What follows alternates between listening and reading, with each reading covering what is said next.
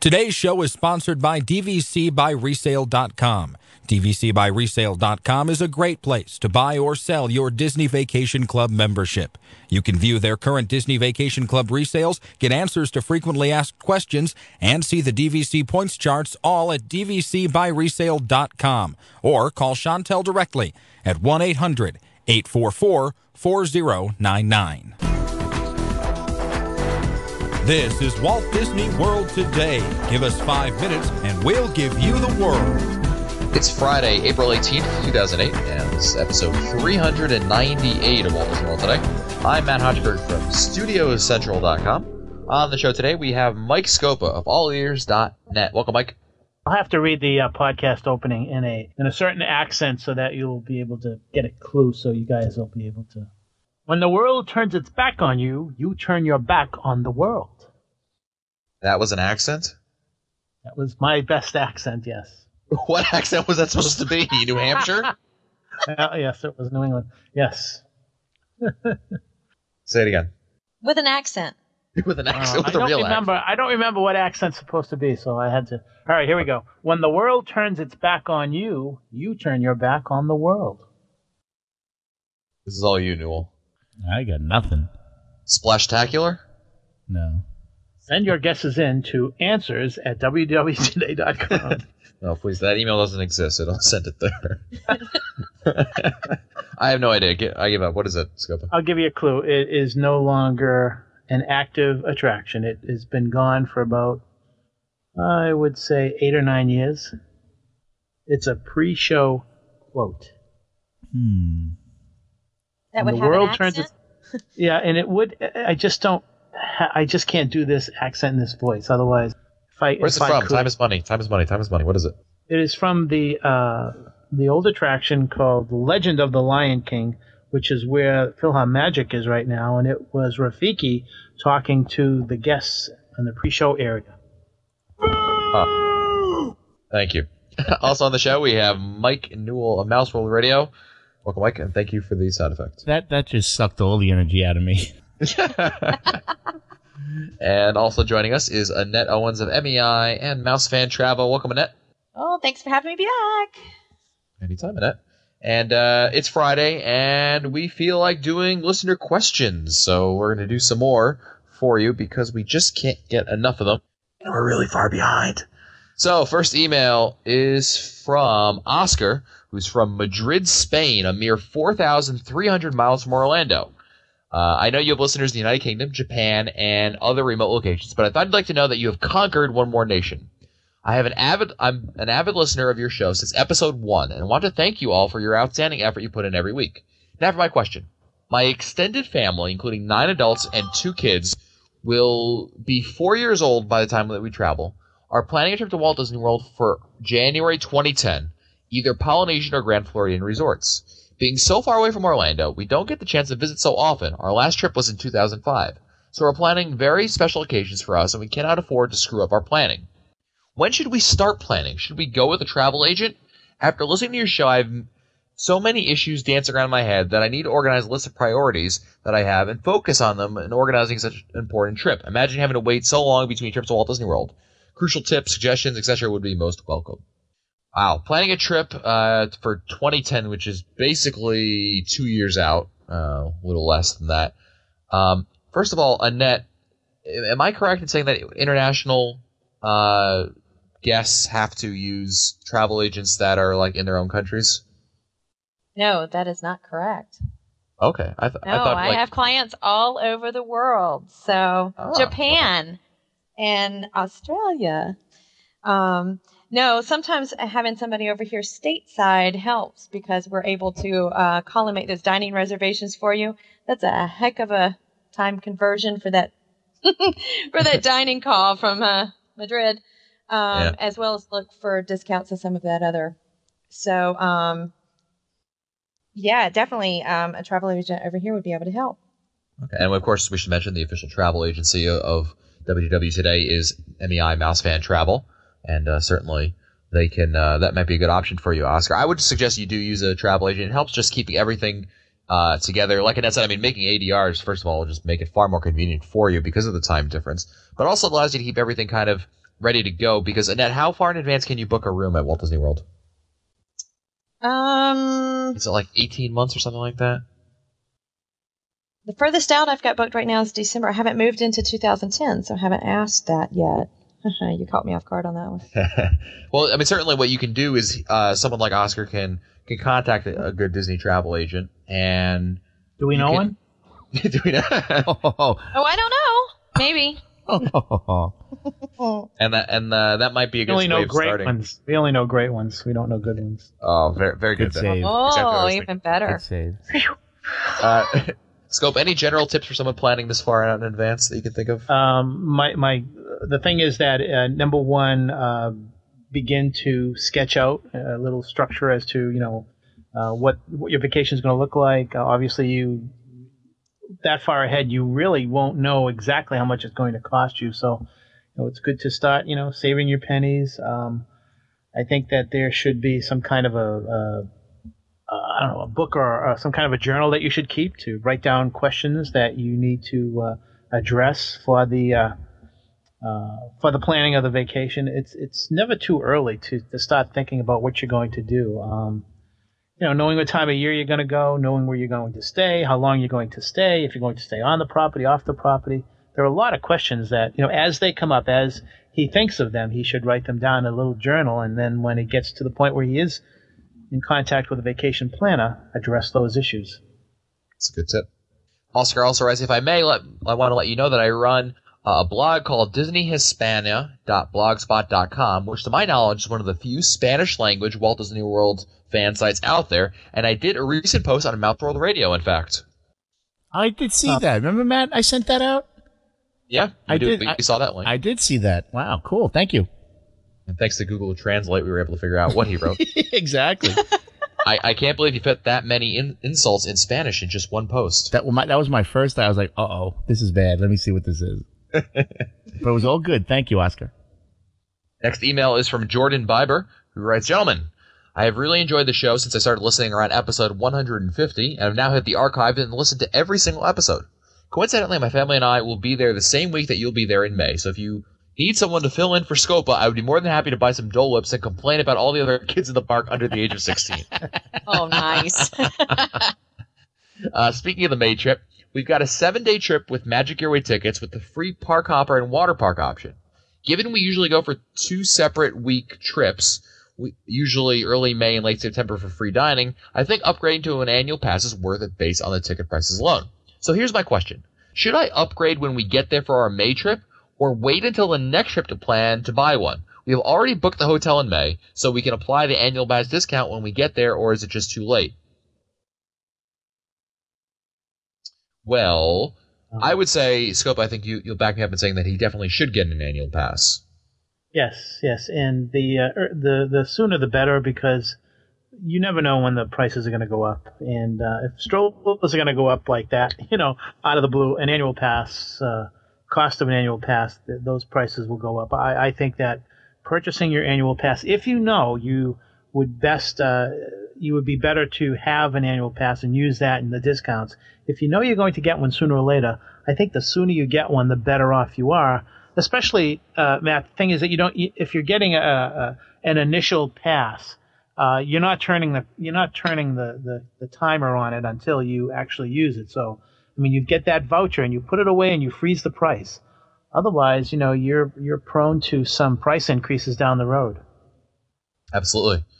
The only thing I would add is if they're planning on using the water parks, that's make sure before you go switch into an annual pass if you're planning on going in the water parks on that trip. Yeah, that's a good point. That's because they did get the free park hopper, which obviously is included in the annual pass, but the water park option, and certainly you may want to skip out on the annual pass for that option if the water parks are important to you, like Annette said. The other thing, Annette, that came to mind, Jordan wrote in and said that can they apply the annual pass discount once they get there, or is it too late? I would assume it's too late, right? If they just show up there with their package and want to apply an annual pass discount? Oh, yeah, it'd be too late because you're already at a discounted travel package, which has some penalties, cancellation, change penalties already with it. Yep. So trying to change to an annual pass room only reservation at that point? Yep. Even if it was available, you would be looking at some penalties. Yeah. So I think, Jordan, it's important to look at the water park option. If it's important to you, keep it and buy an annual pass. I would buy, like Scopa said, though, because the prices definitely go up. They usually go up like in August and some other time of the year. They're going up 2 times a year now. So you can buy your annual passes now and just, you'll get vouchers and you can just, pocket them and you don't activate them until your next trip, which may very well be in September. Next email is from Brian from Dallas, who writes, "Hey guys, can you tell me how the annual pass room discounts work? Are they for specific resorts, or is it the same discount percentage usually offered at all the resorts? For my visit in late August, say I want to stay in Scopa Towers for 2 nights, then switch to Coronado Springs for 2 nights, then the Contemporary for 2 nights, and finally Wilderness Lodge for 2 nights. Can I expect to be able to get the annual pass discounts for each of those nights at those resorts?" Annette, this would be an excellent question for you. My mouth is open. That's a lot of moving. Yeah, it certainly is. Moving. The percentages change. The value resorts have a smaller percentage discount than what you're going to get as you go up to a deluxe. With a discount, if it's available, yeah, you could definitely move from a value to a moderate to a deluxe. And it is a great plan. I think, Matt, you've done that before, kind of moved around a bunch. Yep.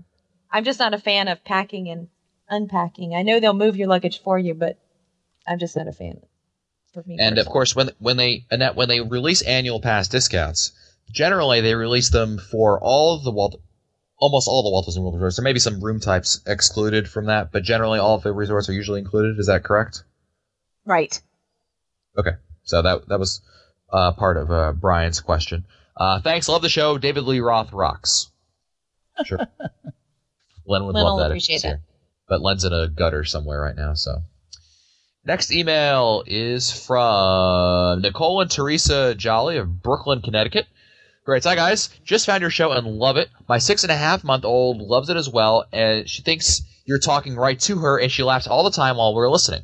My question is this. In 2010, so you have plenty of time to get to this one, no rush, my family and I are going back to Walt Disney World for the marathon weekend. We'll be staying 8 days. There will be 8 adults and 3 children, ages 2, 2.5, and 12. The only 2 people that will not be running that weekend will be my parents due to health reasons. My brother-in-law and 12-year-old stepson and self will be running the 5K. My sister-in-law, mother-in-law, father-in-law, who has finished in his second in his age group for the past 3 years, and my husband will be doing the half marathon, while the 2 and 2.5-year-olds are going to do the 100-meter dash. The question that I have is this. We want to stay close to Epcot and love the beach club, but we want to stay in a villa this year because of the number of people. I've been looking at it on all years, and I found that the price of the Grand Villa at Boardwalk is more money than 2 two-bedroom villas. So we are going to be doing 2 two-bedroom villas instead. The thing is, which one is better to stay at, the Beach Club Villa or the Boardwalk Villa? What are the pros and cons of each? We want to go every other year to this weekend so we can save up a good amount of money and make it a really great trip. We wanted a villa because of the space and because of the kitchen. With 2 people in the group having up to 7 different food allergies, it will make quick meals much easier.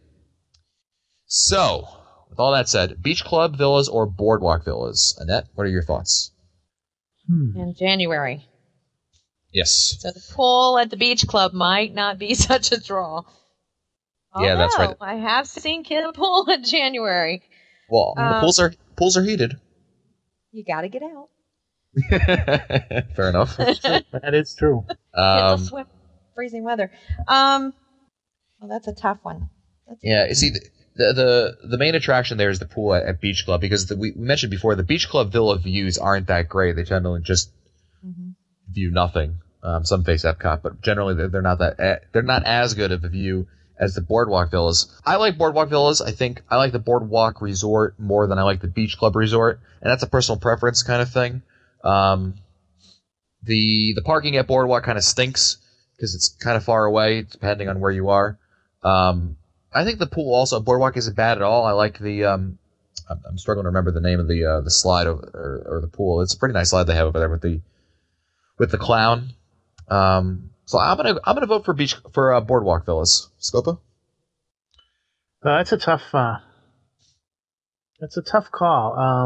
I guess my question would be, are they looking for the better price? Are they looking for the better environment, ambiance? Are they looking for better access to Epcot? I mean, if you're looking for better access to Epcot, I'd go with the Beach Club. Sure, it's a lot closer. Yeah.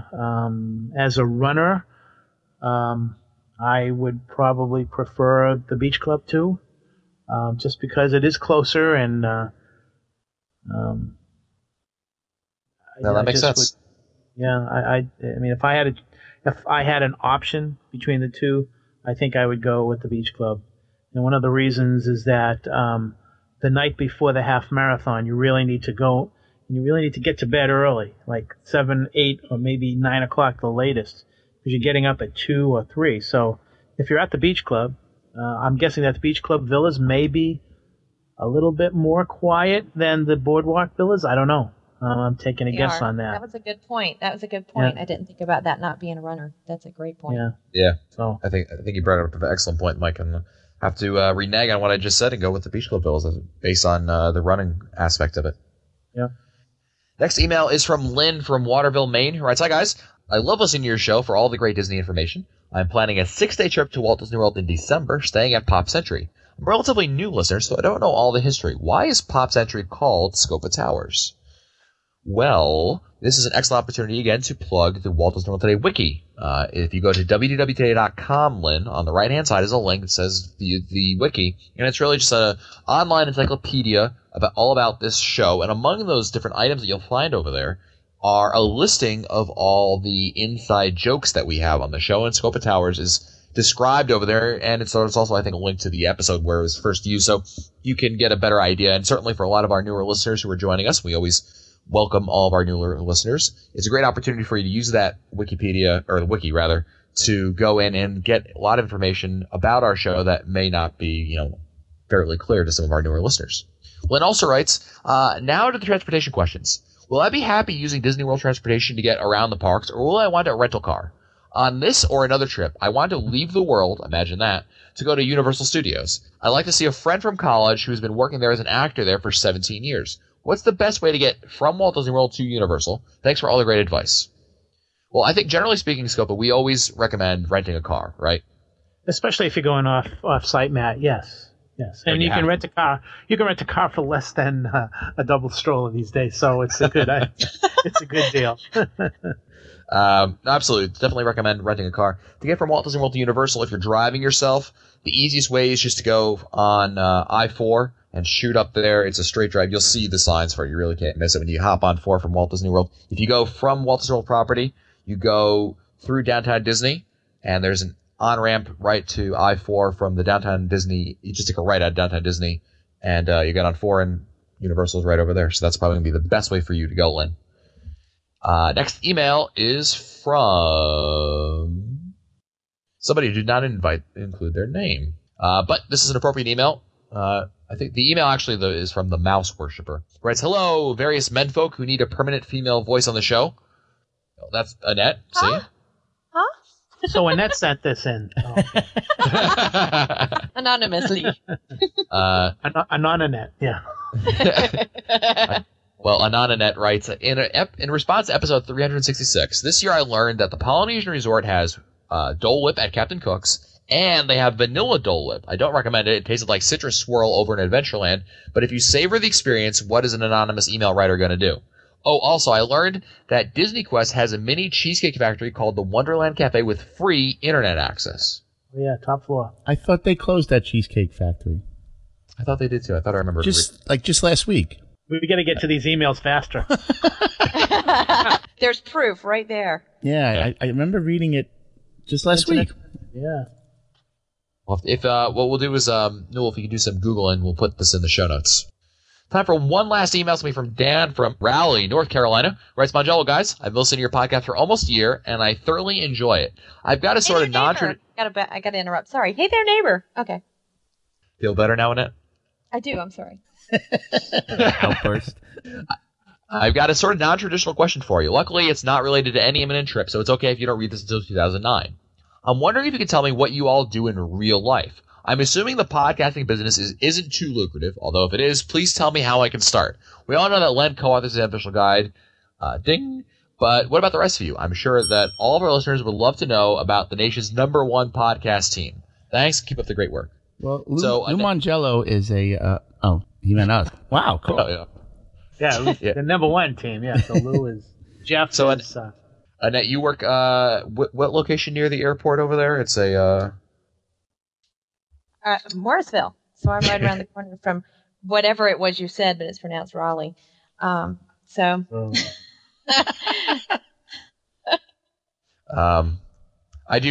work for a small company where I do web development.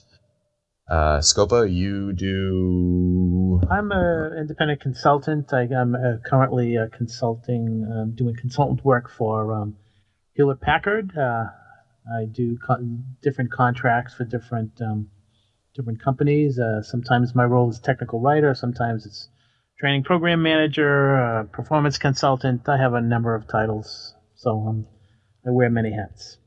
And Mr. Newell, you work for 9X. I used to. Used to. Some 15 years ago. Not called that anymore? Really? No. It's a large telecommunications company. Well, if you can follow 9X and go down the line, you'll figure it out. If you look under V, it's there somewhere. Under V. Oh, there's so many companies right there that are under there. Well, that's it for us today. If you want to find our older episodes, read our show notes, or send us your comments, visit the Walt Disney World Today website at wdwtoday.com. For Len Testa, Mike Scopa, Mike Newell, and Annette Owens, I'm Matt Hochberg. We'll see you on the next show. This has been a production of Mouse World Radio. Today's show is sponsored by DVCBuyResale.com. DVCBuyResale.com is a great place to buy or sell your Disney Vacation Club membership. You can view their current Disney Vacation Club resales, get answers to frequently asked questions, and see the DVC points charts all at DVCBuyResale.com. Or call Chantel directly at 1-800-844-4099.